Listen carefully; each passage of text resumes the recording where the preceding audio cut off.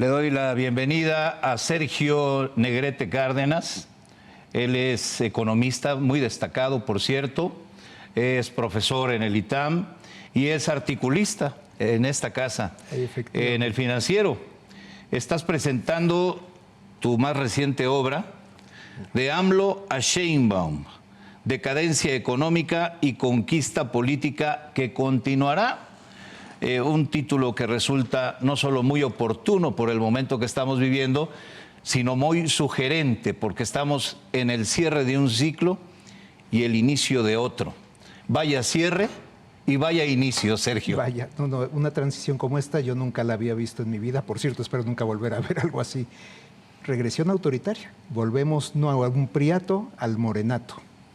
¿Por cuánto tiempo? No lo sabemos, pero realmente es un momento muy duro para México, para el sistema político, para nosotros, pero todo esto, aparte de todo, con el pretexto del voto.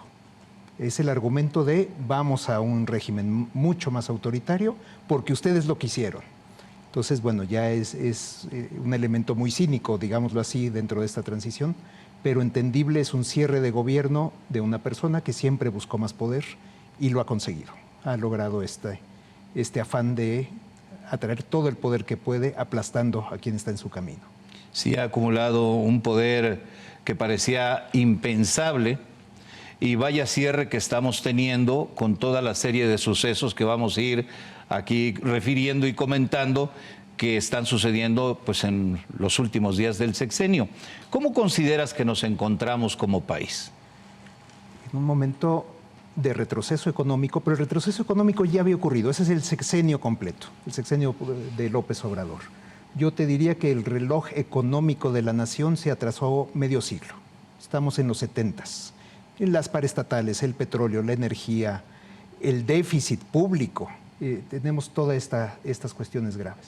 Pero el reloj político está por atrasarse, yo te diría, unos 70 años. La última vez que tuvimos una elección sin plurinominales, con un PRI aplastante, en que las voces de la oposición eran mínimas, fue 1961. Y pues quizás iba a ser la elección del año 2027. Ya lo descubriremos, pero es lo que están perfilando con todos los cambios que incluye el Plan C. Y por supuesto una Suprema Corte sujeta a las órdenes presidenciales, que lo estuvo anteriormente. Y pues todo indica al parecer que lo volverá a estar.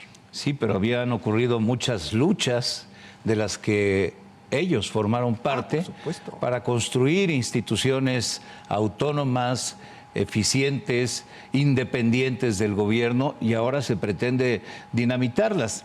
Déjame detenerme un poco en la parte económica, porque me parece que es ahí donde Claudia va a enfrentar algunos de los más graves desafíos, y luego te pregunto algo sobre lo político. En materia económica, ¿qué país va a tomar Claudia Sheinbaum? Mira, un país, como ya comentaba, un desequilibrio presupuestal gigantesco, no visto desde 1989, una inflación al alza, pero sobre todo, por ejemplo, un Pemex que es una bomba de tiempo. Pemex, hay que decirlo, no lo quebró López Obrador. Yo me atrevo a decirte que está quebrado desde 2014. Con ese desplome que hubo en el precio del petróleo, ya la paraestatal quedó definitivamente hundida. Pero por supuesto, López Obrador la recibió en un agujero y siguió cavando. Esa es la cuestión.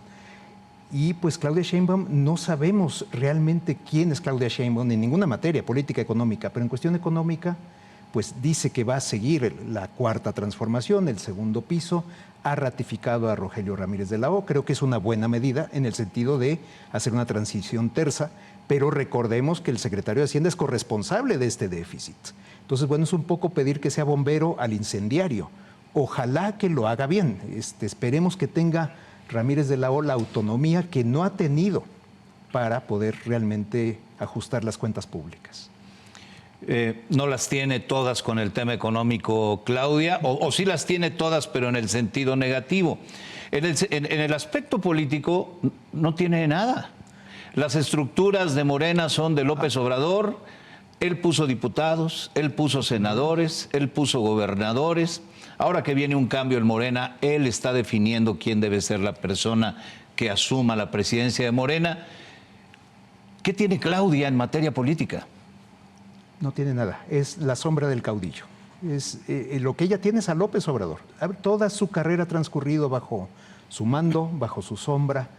Ojalá que pueda salir esa sombra. Hemos visto a presidentes que sí estaban a la sombra también del antecesor, pero con rapidez, con fuerza, lograron su propia personalidad. No se perfila aquí, porque Morena es de López Obrador, y López Obrador no va a soltar a Morena. Y este es su partido. Él lo fundó, él hizo realmente algo extraordinario en materia política, hay que reconocerlo, ¿no?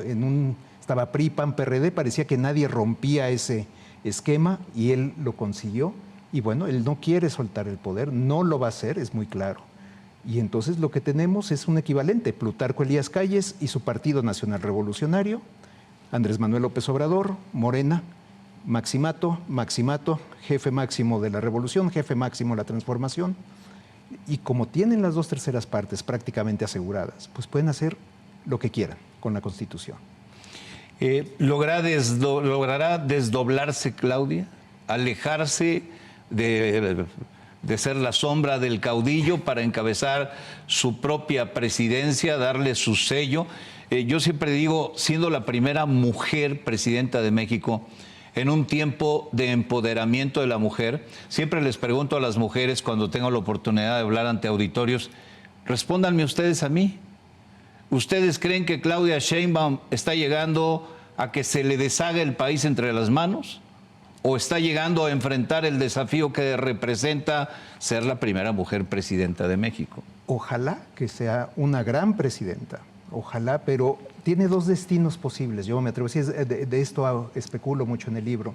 Puede ser un nuevo Pascual Ortiz Rubio, presidente subordinado, obediente, totalmente a la sombra de Calles, que acabó hasta renunciando a la presidencia, o puede ser un Lázaro Cárdenas, que purgó el callismo de todo el aparato político, desaforó senadores, diputados, desapareció poderes en estados, quitó gobernadores. Eso es lo que no puede hacer Claudia Sheinbaum.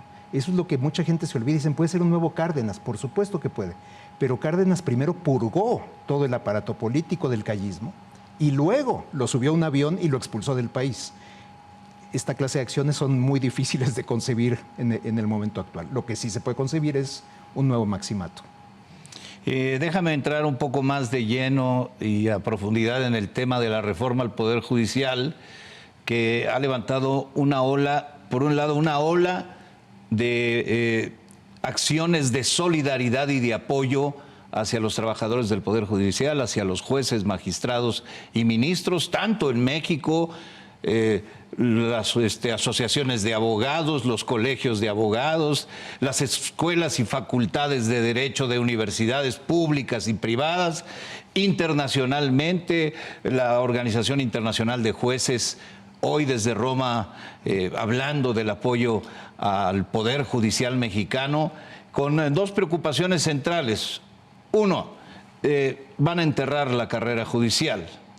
Dos, se pone en entredicho la independencia judicial. Absolutamente.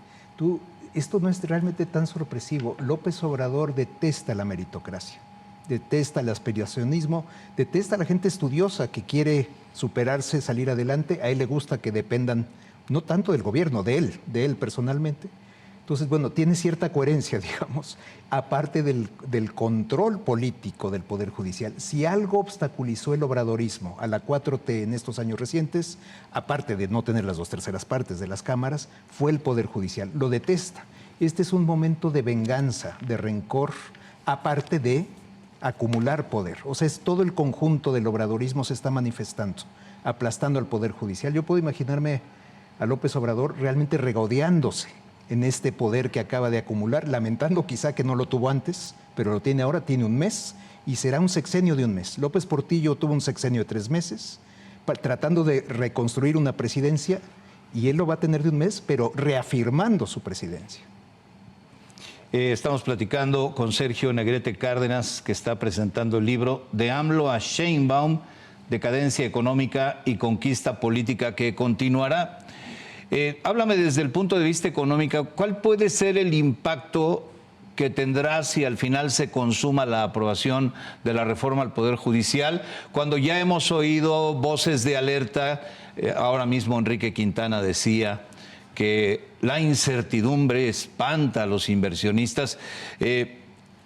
¿Cuáles pueden ser los alcances del daño económico que esta reforma y la desaparición de los órganos autónomos y alguna más que pueda venir va a tener en la economía mexicana. Brutal, porque como dice Enrique, efectivamente, no vienen inversionistas con su dinero, nadie está peleado con su dinero. Entonces, si tú no tienes certeza jurídica, que puede alegarse que México no tiene un poder judicial perfecto, por supuesto nadie dice eso, pero sí es un poder judicial respetado, sobre todo en sus niveles más elevados. Precisamente lo que quiere destruir López Obrador con esto. Entonces, bueno, pues inversiones que iban a venir ya no vendrían, inversiones que están aquí probablemente salgan. Esto ya es evidente, esto no es el futuro, esto es el presente. Las cifras actuales del primer semestre de 2024 de inversiones nuevas con respecto al PIB son las más bajas, creo que desde 1960. No está llegando inversión nueva a México. La que tú tienes, significativa, es reinversiones, reinversión de utilidades. Pero incluso esas pues pueden obviamente espantarse mucho. Y hay que decirlo, Claudia Sheinbaum habla mucho de nearshoring, de inversiones, de atraer empresas. Yo quiero creer que ella misma sabe la trampa en la que está cayendo con esto. No tiene quizá más remedio que apoyar, pero pues es un laberinto brutal para México. ¿Estamos ante el riesgo de una fuga masiva de capitales? Fuga masiva de capitales, depreciación. Bueno, ya tenemos la depreciación, está la volatilidad del peso con todo lo que da, pero sobre todo, aparte del golpe de corto plazo, eso es obviamente fundamental, pero el largo plazo, esos dineros que no llegan y que a lo largo de los años van produciendo empleo, bienestar, es realmente asegurar un bajísimo crecimiento económico, si no es que de entrada, por cierto, una recesión en 2025. Se ven nubarrones en el futuro próximo. Negros. Hay daños colaterales con estos temas y me voy a referir a lo que está pasando con nuestros dos socios comerciales en el TEMEC, lo cual me parece un enorme despropósito. Es decir, de los tres países a todos nos ha ido bien con el TEMEC, pero a México le ha ido especialmente bien con el Tratado de Libre Comercio de Norteamérica antes y con el TEMEC hoy. Estamos además ante la inminencia de la revisión del TEMEC, la cual ocurrirá en el año 2026.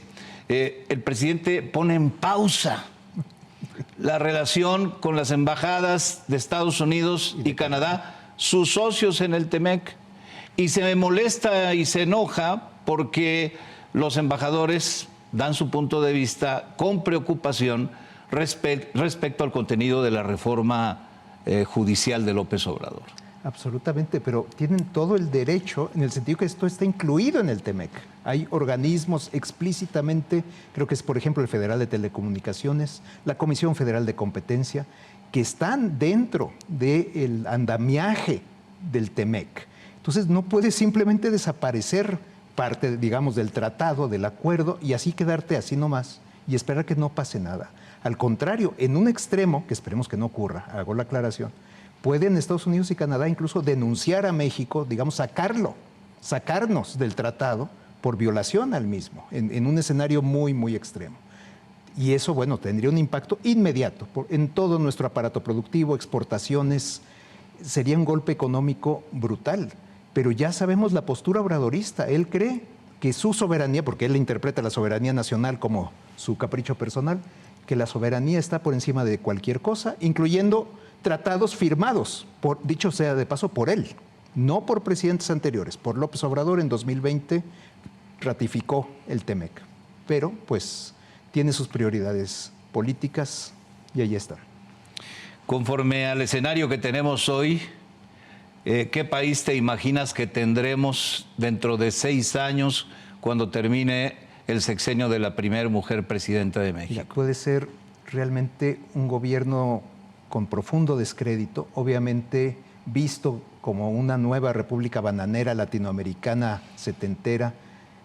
No me agrada nada esto de otra Venezuela, porque hay mucha caricatura en eso. Por ejemplo, Venezuela tuvo una hiperinflación espantosa, el Banco Central no era autónomo. Hay muchas cosas ahí que yo cuestionaría siempre, pero sí se cae en una república bananera latinoamericana sin prestigio, con bajo crecimiento económico, si no es que contracción, y con un menor bienestar para toda la población. Es realmente un país en retroceso, un país que no tendría por qué estar ahí más que por el capricho de poder. ¿Qué supones tú, sobre todo en el arranque, que nos puede dar viabilidad económica frente al escenario que tenemos? Lo único sería retroceder, o sea, no implementar este plan C, no hacer matices, por cierto, no tratar de decir, no, bueno, no va a ser tan malo, no va a estar tan mala la elección de los jueces, va a haber ciertas calificaciones previas. Tratar de poner esa clase de cuestiones sobre la mesa no atraen la credibilidad. Entonces, ojalá que se pueda revertir. Es muy difícil, no suele ocurrir tan rápido. Por ejemplo, la nacionalización de la banca. No la privatizó de la Madrid, la privatizó Salinas. No tenemos el margen, no tenemos esos años para revertir. El golpe sería tan profundo que ojalá no ocurra. Esperemos que no suceda. Decía yo al inicio que me parece pues un momento que no es una coincidencia que se publique un libro así. Me queda la impresión de que lo fuiste preparando para lanzarlo en un momento así, que lo hace sumamente oportuno. La verdad es que sí, te lo confieso. Inicialmente iba a ser simplemente una panorámica de López Obrador, pero cuando estaba yo ya cerca del tiempo de la elección, dije, bueno, esperemos qué nos da la elección. Fue la sorpresa más desagradable que uno puede tener, y entonces por eso ya fue hablar de toda la transición, de todo lo que está sucediendo. La información cierra a mediados de julio, entonces sí, está recién salido del horno en ese sentido, y sí fue hecho con todo propósito, ciertamente, para retratar lo que estamos, no solo lo que estamos viviendo, sino lo que podemos llegar a vivir. Pues aquí está esta propuesta de Sergio Negrete Cárdenas, de AMLO a Sheinbaum, decadencia económica y conquista política que continuará. Ya está disponible en las librerías de prestigio, a través de Amazon se puede obtener también. En fin, es un libro que vale mucho la pena leer para entender mejor en dónde estamos parados. Gracias, Sergio, por estar aquí. Guillermo, te agradezco muchísimo el privilegio de estar aquí. Un enorme gusto tenerte en el programa. Es el mío, gracias. Muchas gracias.